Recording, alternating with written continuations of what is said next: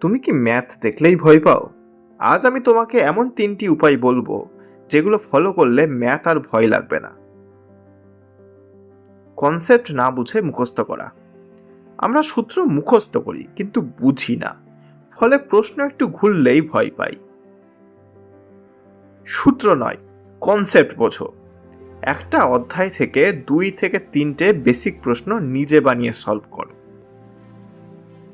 Practice কম। Math ভয় যায় না কারণ আমরা অনুশীলন করি না। প্রতিদিন মাত্র 20 মিনিট ম্যাথ প্র্যাকটিস করো। সহজ প্রশ্ন থেকে মাঝারি প্রশ্ন থেকে কঠিন প্রশ্ন, এই ক্রমে।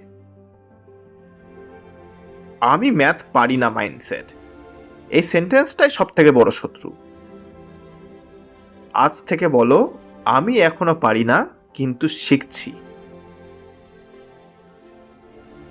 ম্যাথ ভুল করলে ভয় পেও না, ভুল মানেই শেখার সুযোগ। এই ভিডিওটা যদি উপকারে আসে লাইক দাও।